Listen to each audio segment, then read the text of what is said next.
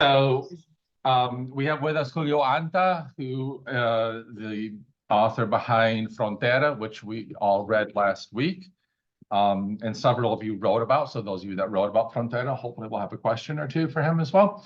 Julio, as we talked, maybe you can do a brief little intro to things, and then we can have some questions and answers and go from there. Yeah, sounds good. So a little bit about myself, for those of you who are not familiar. I'm an author of books like Frontera, Home, Si Se Puede. I'm originally from Miami. I live in New York City now, and my family is Cuban and Colombian American. That background truly inspires almost all of the work that I do. The lens that I try to view my work through is work that, like Nina Simone said, reflects back and works as a mirror of our real society and our real world. So oftentimes with Frontera, that might be making a very grounded story that is based in reality, but inserting some genre elements to it. In the case of Frontera, it was magical realism. It was the ghost character of Guillermo. But everything else, with the exception of those two things, is real. They're all real things that have happened to real people, that I learned through research. And with a book like Home, which was a book that was, it took place during the family separation crisis in the US, where the government was separating migrant children from their parents and tearing them apart as a form of cruel deterrence. I chose to tell a superhero story in that context. A story where one of these migrant children had superpowers and now I had to wrestle with, what do I do with this newfound ability? Do I use it to just save myself, or do I use it to help those around me who are also locked up? And that's really where my career as a writer started. It started from a place of deep anger and frustration over these US imperialist and frankly racist immigration policies. My father is from Cuba. He came to the US when he was 5 years old. And due to a lot of, I guess, Cold War era policies towards Cuba, he was able to come to the US and never have to worry about his immigration status. Cubans who came to the US were able to come without papers, and as long as they arrived in this country, they were accepted as political exiles. On the other hand, my mom's side of the family is from Colombia, and they were undocumented immigrants who flew into the US on tourist visas and then simply just overstayed the visa for about a decade before becoming naturalized. So my perspective comes from these two very different immigration realities. And when the 2018 family separation policy was happening, I saw my father in the eyes of a lot of these children. I saw my son, who was at the time 3 years old, in the eyes of these children.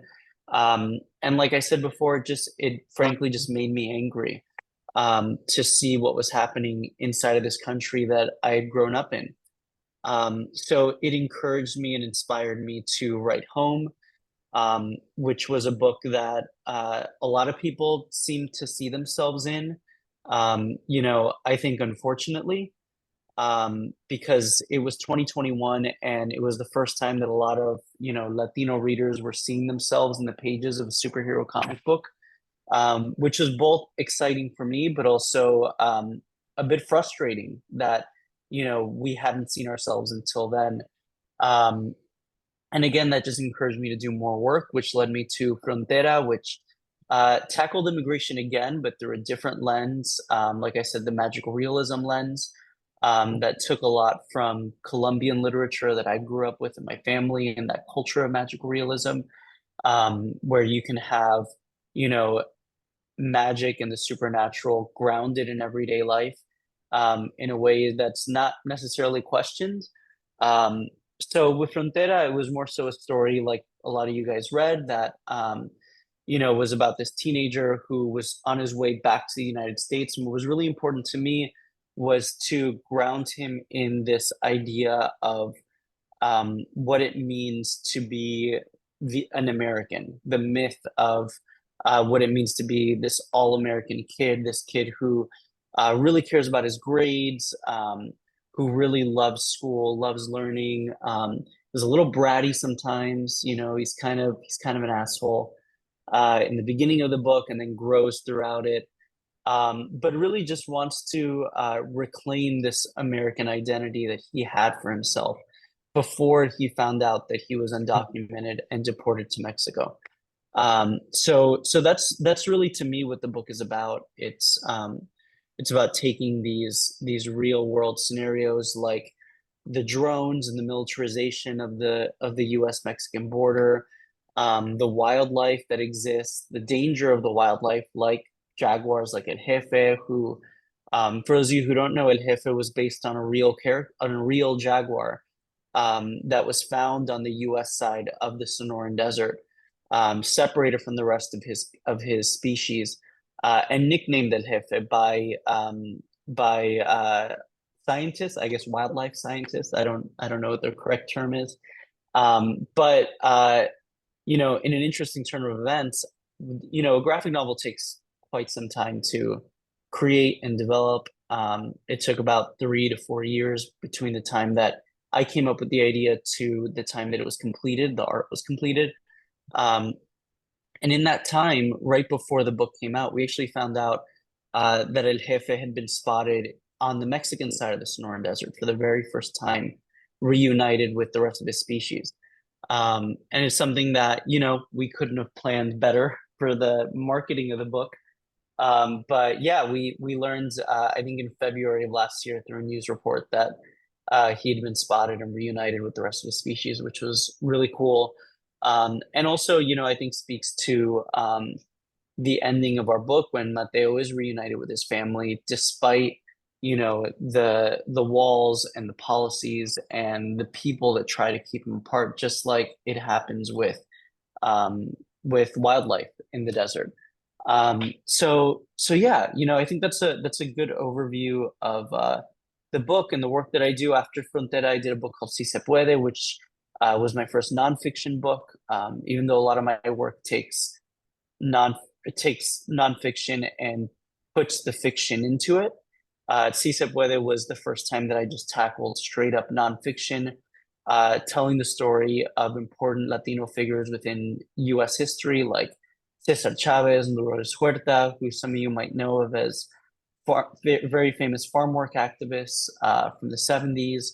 But then also people that you may not know about, like important Latinos who fought within the U.S. Civil War in a time when they themselves are not afforded the same rights that they were fighting for, or the Elena Ochoa, the first Latina astronaut to go into space.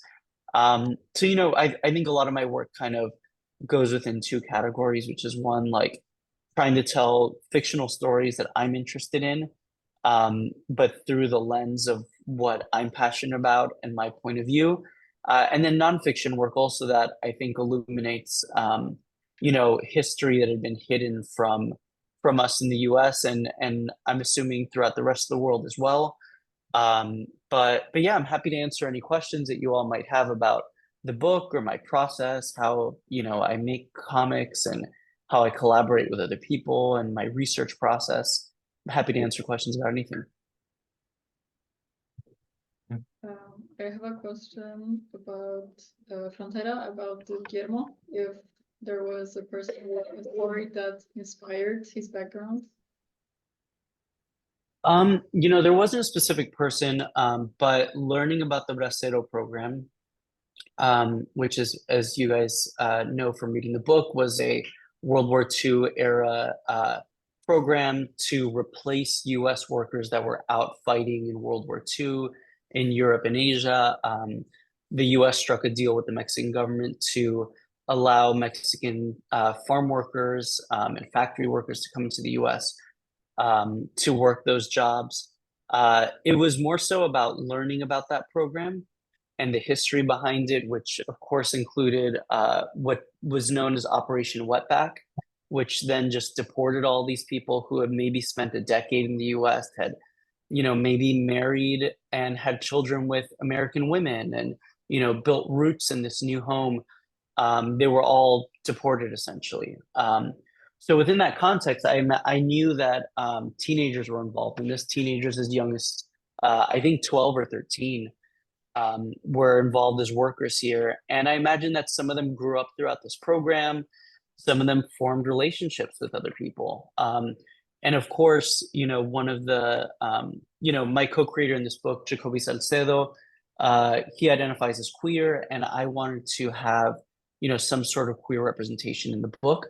So I imagine, a lot of people try to make the argument that, queer identities are, new things that, are you only see them because we keep talking about them. But in reality, it's something that's existed throughout all of history. We have historical evidence of this, and it's just been something that wasn't acceptable to talk about in the past until recent decades. So I imagined that there must have been some queer bracero kid who fell in love with another boy there.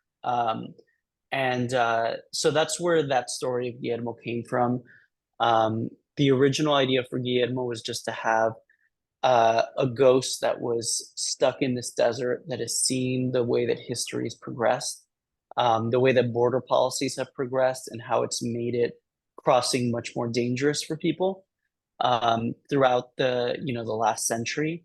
But I think grounding him in the Bracero program and in that identity of wanting to, not that identity, but that desire to come back to the person he was in love with, is really what helped me land on that character rather than a specific person.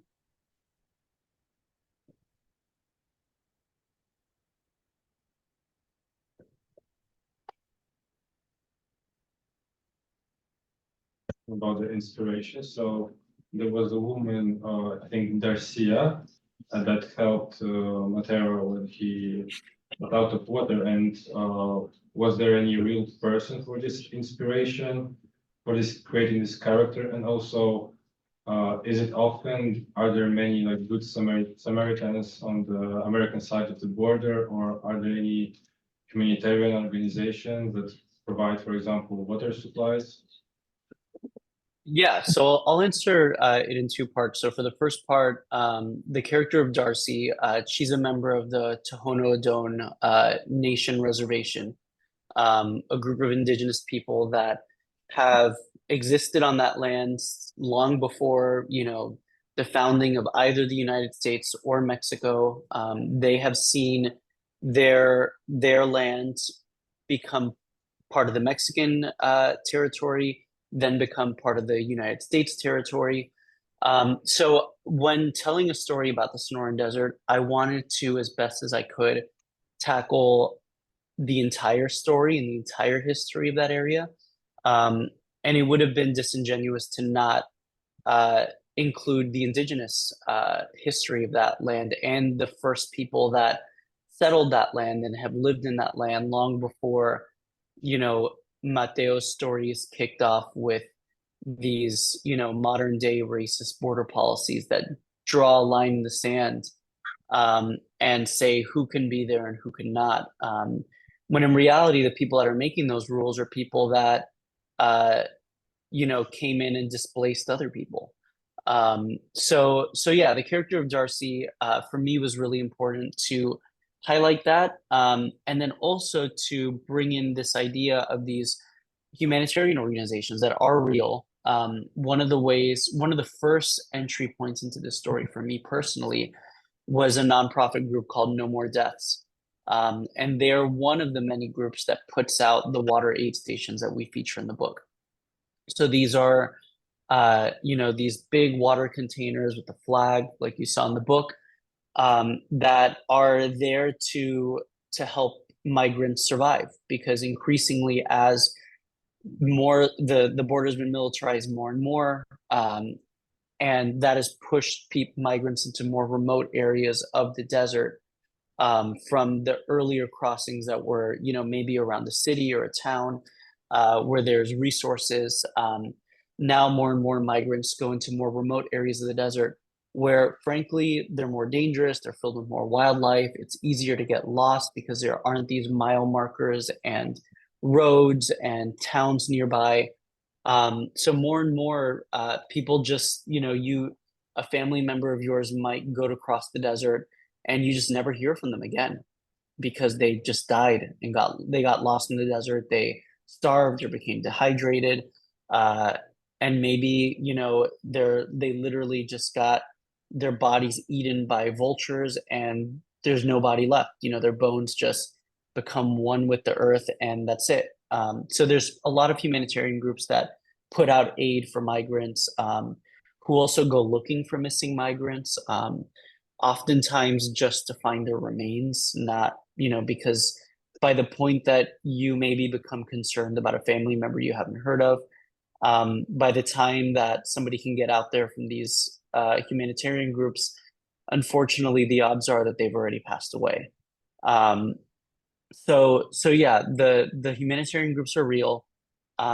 There's different ways that they try to help people, whether it's the water aid stations, or going out and trying to find people dead or alive, or also taking food out, just going on periodic hikes through the desert where they hope to encounter migrants that they can give aid to, who aren't missing yet.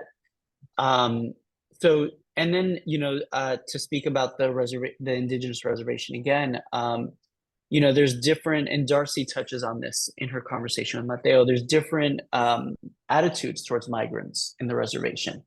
Every reservation in the United States, every indigenous reservation has their own police force that is based within the reservation. So oftentimes, these reservations are sort of at war with, some of the criminal elements and criminal cartels that, maybe transfer drugs or people through the reservation's borders.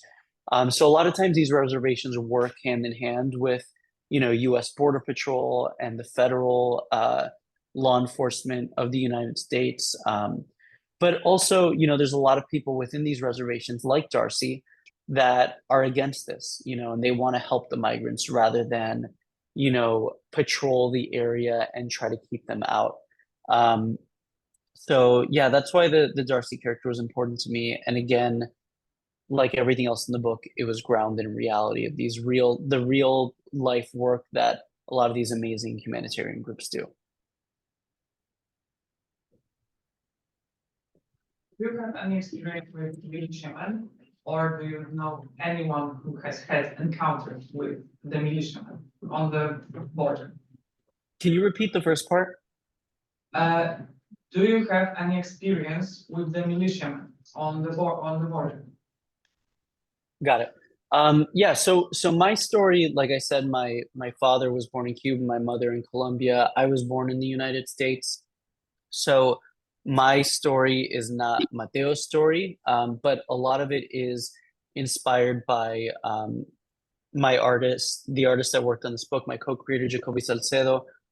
His father crossed the border many times, which I think is important to point out also that in the United States, the border between the United States and Mexico historically has been a border that people would go back and forth between. That migrants would maybe go and work during certain seasons of the year in the US and then return back to their homes in Mexico, where their family lived during the off season. And even in recent times, before the militarization of the border, it was a border that, you could say that immigration was at a net zero, which it is actually at now, because so many people return to Mexico and return back to the US. But the story of the militias is again based on real experiences.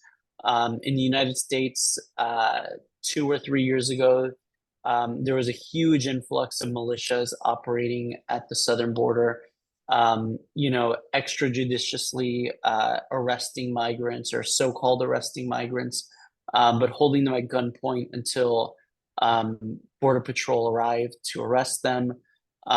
It's something that was happening very often. And if you Google it, you'll find plenty of news articles about it. So that's where the inspiration for that came from.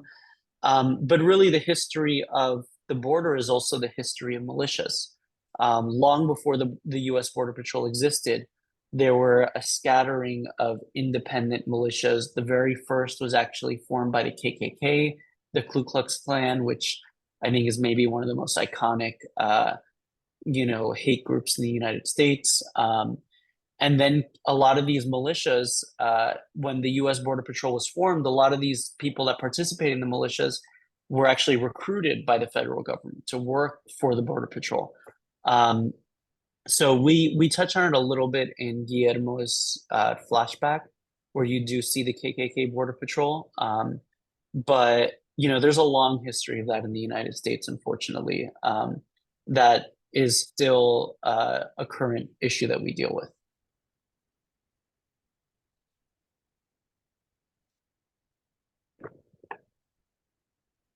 Other questions for Julio?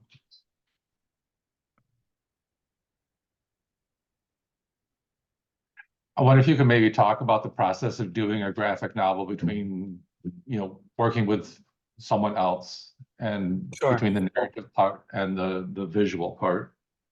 Yeah, I mean, for me, I don't really distinguish between, because the visual is the narrative and the narrative is the visual in graphic novels.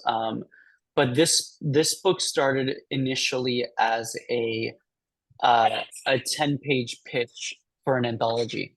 There's a 10-page version of this story that we pitched to an anthology that was initially just the Guillermo story, just this story of this migrant that is trapped in the desert after his death, and has seen the border change over a century. We were rejected from that anthology, unfortunately at the time, but I think fortunately in the long run, because it led to us still being in love with this idea and wanting to do it, but developing it into a graphic novel pitch or proposal that we once we got an agent.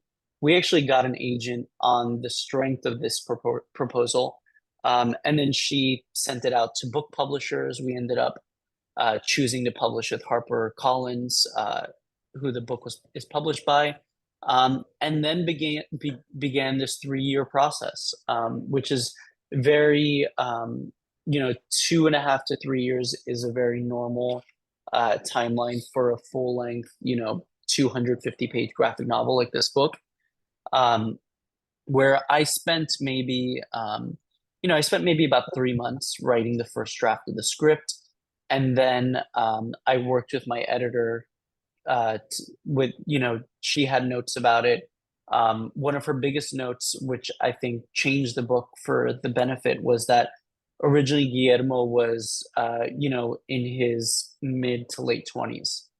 And her idea was, let's bring him down to Mateo's age so that we can have him, we can have the parallels of their stories and the different ways that, these two teenage characters have interacted with the border, which I thought was a great idea that really helped the story along. But yeah, so then maybe, I'd say from the time I started to the time this final draft was completed was maybe about 8 months. So I wrote it in 3 months and then spent maybe 5 months going back and forth with my editor, doing multiple drafts. I think we ended up doing about 3 drafts. And then Jacoby, my co-creator on this book, then he started drawing it, which the process essentially entails taking my script and doing very rough drawings called thumbnails, which are, really just shapes just to show like, where is each character going to be in frame? Where is any important props or backgrounds going to be? It's just a rough drawing of the entire book. So he'll do that for every single page. And then me and the editor will go through with the script and the thumbnails and give notes on it, on anything that we think should be different, or if maybe when I wrote it, I was thinking something differently. But working with someone like Jacoby, who's, an amazing artist, I would say 90% of the time, any ideas that he brings that are different to what I scripted really just elevate the story and make it better and make it more exciting. Sometimes that means adding extra pages or condensing pages, adding extra panels, and really bringing his experience and making it a collaborative experience in a way that's different from him just or me just dictating what he's supposed to draw, which can be the scenario in a lot of comics. You know, a writer writes a script and an artist just draws it exactly as it was written. But the best artists, which I think are a lot of the ones that I work with, it becomes a collaborative effort. So then once we approve his thumbnails, then he inks the book, which is it's all digital, but inking is just, you know, I think what is left behind from like the traditional drawing days. But essentially he does final line art. So he draws it in the way that you see it in the book, but just without color. It's mostly, you know, the black line and any shadows that are going to be in the book. And then he, once that is approved, me and my editor again go through it all, give any final notes, and then he colors it. And a lot of times, if you read Frontera, you know that the colors are not just, you know, a representation of what is real, but a lot of times it's also visual metaphors, right? So like in the dream sequence, for example, in the book, you know, Mateo, or you know, Mateo's not actually blue, right? But you know, it represents how he's feeling, and his parents are purple, and you know, the background when he's falling into the jaguar's mouth are red. And the same goes, you know, in a page like this where, you know, he's hearing the news of his deportation, and we have red, which traditionally symbolizes, you know, danger, and you know, really heightened emotion. So you know, when he colors it, again, it's not just, you know, a tree is supposed to be green, so it's going to be green. Sometimes it might be different to represent different emotions and state of minds. And then finally, he adds in the lettering, which is, you know, the word balloons or narration or anything that is like written dialogue or written text that you read on the page. And then we're done, you know, and the book, we're generally done about a year before the book comes out, because then, you know, it needs to be printed, it needs to be marketed and advertised. So, you know, right now, for example, we have a book, Jacoby and I have a book that comes out this fall, and that book has been done. You know, it's a Blue Beetle graphic novel for DC Comics. Again, a graphic novel, it's about 200 pages. And that book has been done, but it doesn't come out until this fall, until October. So a lot of times, you know, books are done about a year in advance, and we work on very different timelines than you read it. You know, right now, Jacoby's drawing a book of ours that comes out in 2026. And I'm writing a book that comes out in 2027. So a lot of these timelines are very, very far in advance.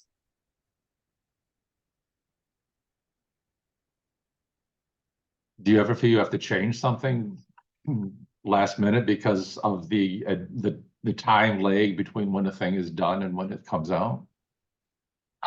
Yeah. So when we get to the point where letters are added, which is the last step, I generally will reread the book. And at that point, you know, I'm probably like a year and a half removed from when I first wrote this, you know, and a lot of times I read it and I'm like, that dialogue doesn't work.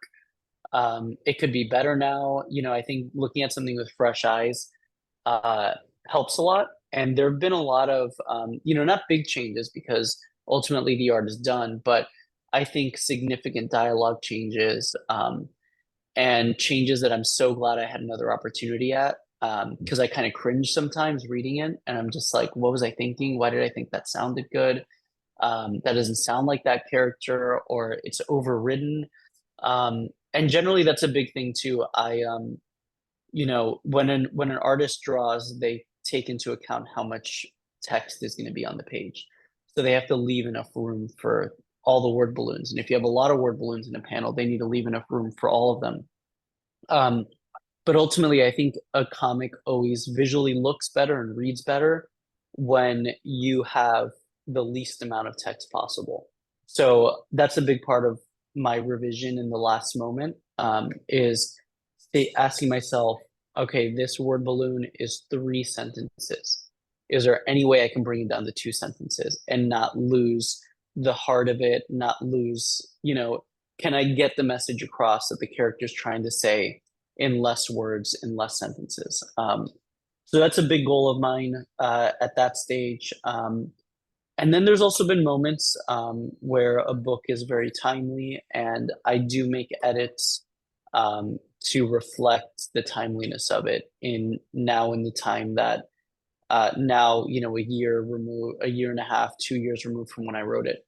But again, these are all very small changes because art is done at that point.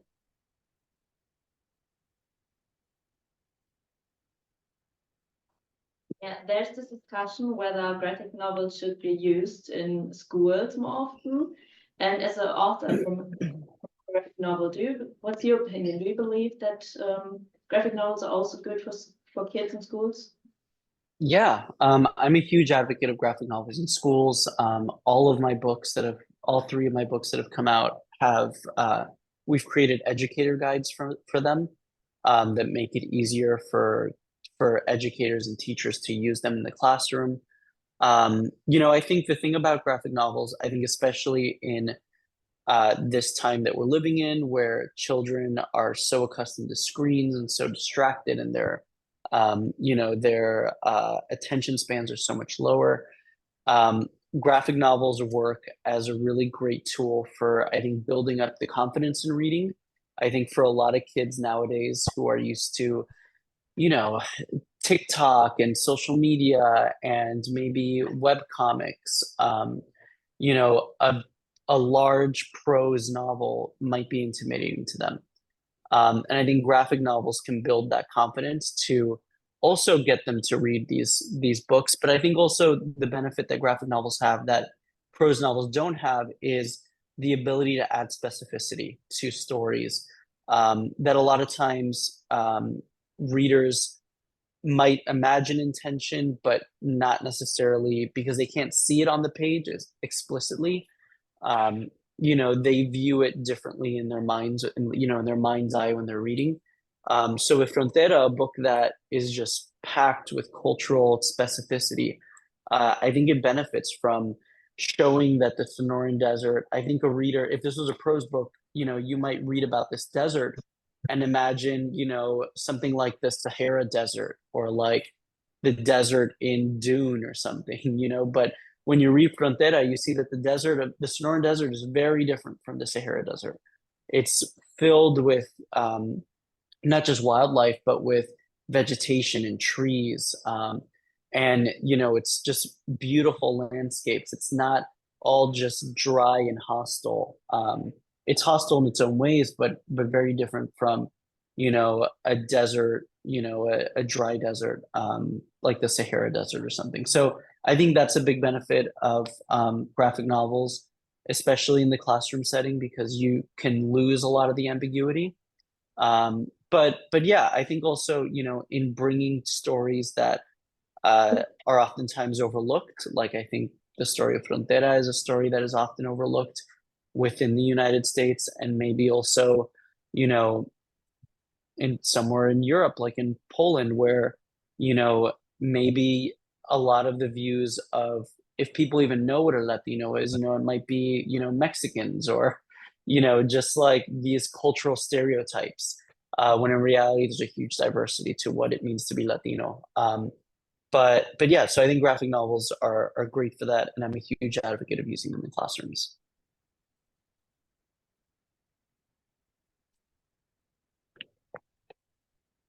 Other questions for Julio?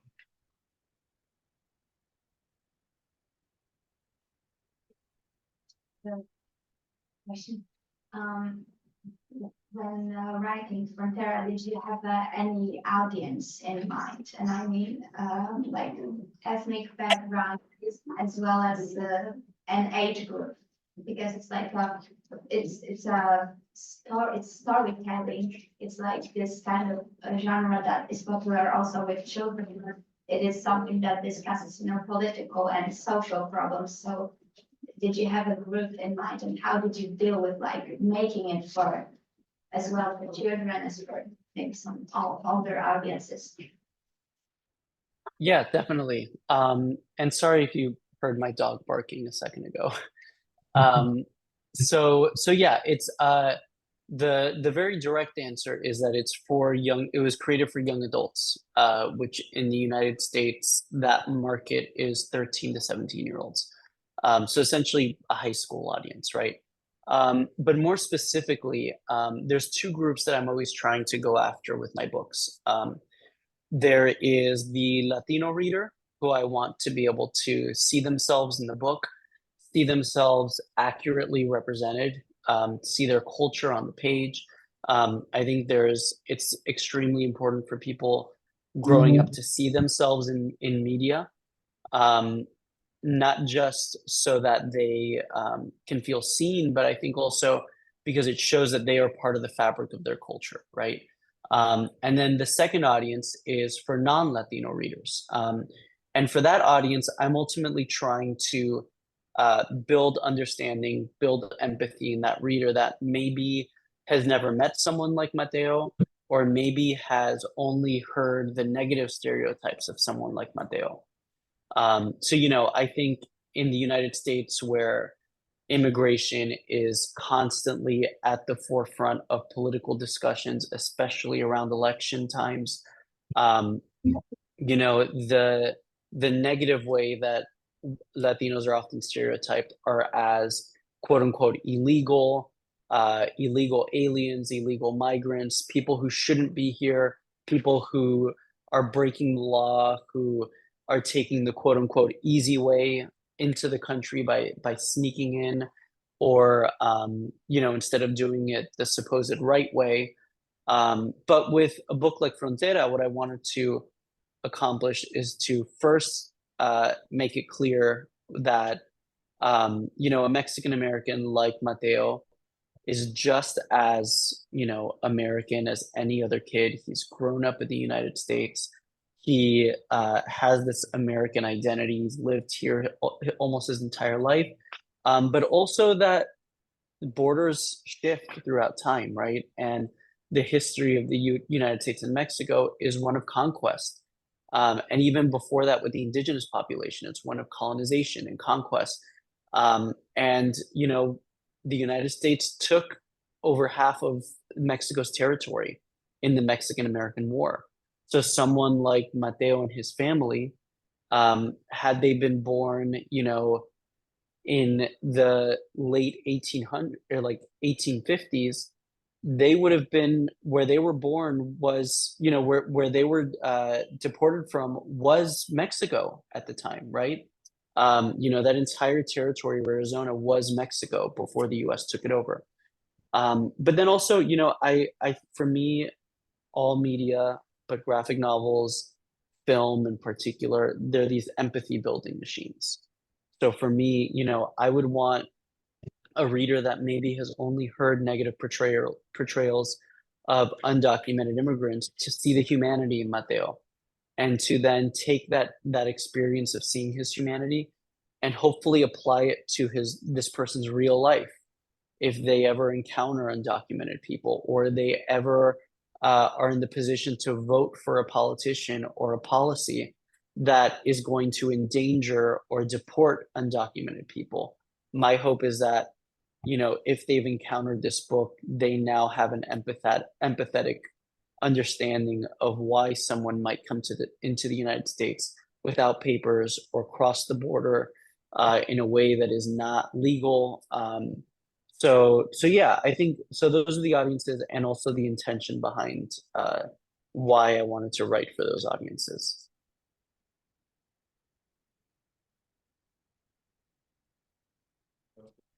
If I've been reading carefully, I think that Mateo's parents were deported and they stayed in Mexico, so he went back to USA by his own. So, and if I'm not mistaken, I think it's the story about separation of families, and it happens quite often that families like his are separated. I think there is even a place in Tijuana where people specific place to meet for families from both sides of the border so they can talk, for example.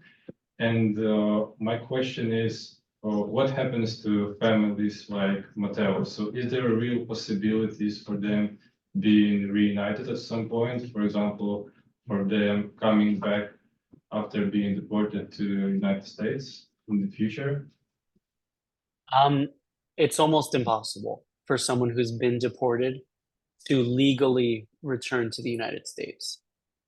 There's very few methods to legally gain citizenship or residency or any form of legal permission to be in the United States after you've been deported already. So, you know, and that's the sad reality of families like Mateo's family. And I think, you know, most Latinos in the United States have family in their, you know, native country. I have family in Colombia. And there is this sort of like separation trauma that happens amongst families who are separated in this way. And, you know, could they be reunited in the future? Yes. Could Mateo, because he's young, potentially become a US citizen and then be able to travel back to Mexico? Yes. Could his family eventually save up enough money to pay someone to bring them into the United States while being undocumented again in the United States? That's also a possibility. So it is possible for them to be reunited, but the possibility for them to do it through legal means is very, very low. And that's, you know, I think one of the things that a lot of people don't understand, and especially when they get into this conversation about, you know, legality and why people should be punished for breaking the law. You know, I think it's just a lack of empathy and a lack of empathy for families personally. But yeah, I hope that answers your question.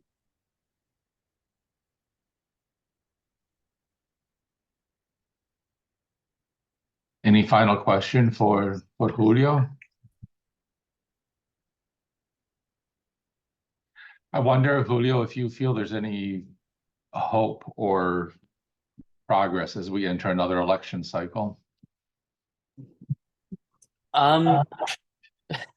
You know, I don't know how much you all pay attention to US politics, but I personally don't have any hope. I think all US politics are becoming more divisive, we're seeing, and you're seeing it all over the world, in Europe especially, but you're seeing this huge rise of fascism and right-wing fascism throughout the world. And I think that we're entering into a period where, unfortunately, I think the more that the world becomes destabilized, the more a certain kind of people desire a strong hand politically. You know, you see it in El Salvador, for example, with Bukele. You know, they are a country that has been plagued with gang violence for a long time.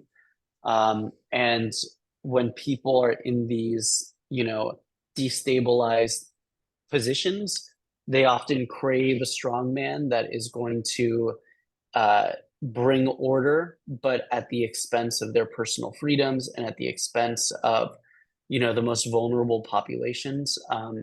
I think that's why we got Trump in the United States. You know, I think there was a portion of this country and a lot of people really that were just being left behind.